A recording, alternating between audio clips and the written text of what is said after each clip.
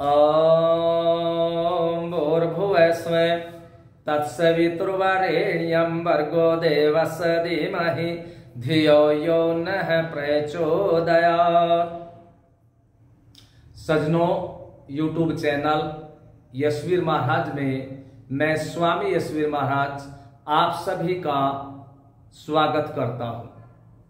सज्जनों, ये भारत ऋषियों का देश, वेद शास्त्रों का देश, ऋषियों वेद शास्त्रों की परंपरा के अनुसार चलने वालों का देश, और उसी का परिणाम रहा प्राचीन समय यह देश संसार के अंदर विख्यात था और संसार के अंदर गुरु कहलाया जाता था। चक्रवर्ती सम्राट भी यह भारत देश होता था, लेकिन आज स्थिति बदल गई, क्योंकि जब तक भारत के लोग वेदों के अनुसार चलते रहे तब तक ठीक था, लेकिन जब से यहां मतमतांतर आए और फिर जातिवाद का बोलबाला बढ़ा, आज आप लोग देख रहे होंगे और महसूस भी कर रहे होंगे कि भारत के लोग जातिवाद के नाम पर और मजहब के नाम पर आपस में एक दूसरे के विरोधी बने हुए हैं, और जातिवाद के नाम पर चाहे कोई कितना भी बदमाश हो और कितना भी उसने आतंक मचा रखा हो, उसको यदि मार दिया जाता है तो उसकी जाति के उसके समर्थन में खड़े हो जाते हैं। जिस मजहब का होगा उस मजहब के लोग खड़े हो जाते हैं, जबकि ऐसा नहीं होना चाहिए। अरे बदमाश गुंडे जितने भी समाप्त किए जाए उतना ही उचित है, क्योंकि इन बदमाश गुंडों के कारण से समाज के अंदर आतंक बढ़ता है।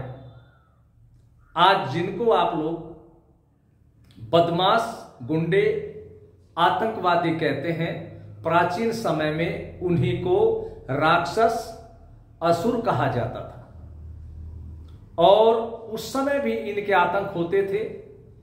तो जो देव संस्कृति के लोग थे इनके खिलाफ आवाज उठाते थे, और उस समय भी उनको मारा जाता था।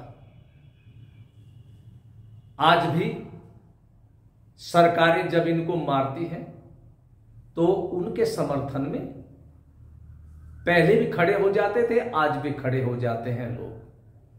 लेकिन मेरा आप लोगों से केवल यह कहना है कि आप लोग जातिवाद की, मजहबवाद की इन दीवारों से बाहर निकले, ऊपर उठे, और जब किसी भी गुंडे का सफाया होता है, पुलिस करती है,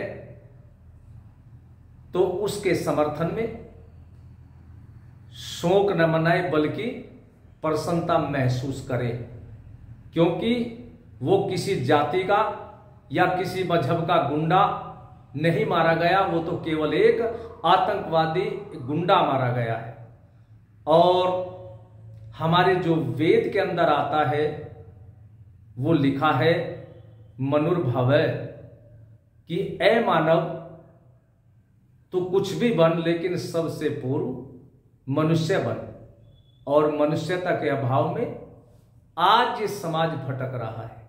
तो इसलिए मेरा तो आप लोगों से यही कहना है, अब ये जितने भी देश के अंदर गुंडे मारे जा रहे हैं, इन गुंडों ने इतना आतंक मचा रखा है कि सज्जन लोगों का जीना मुश्किल हो गया।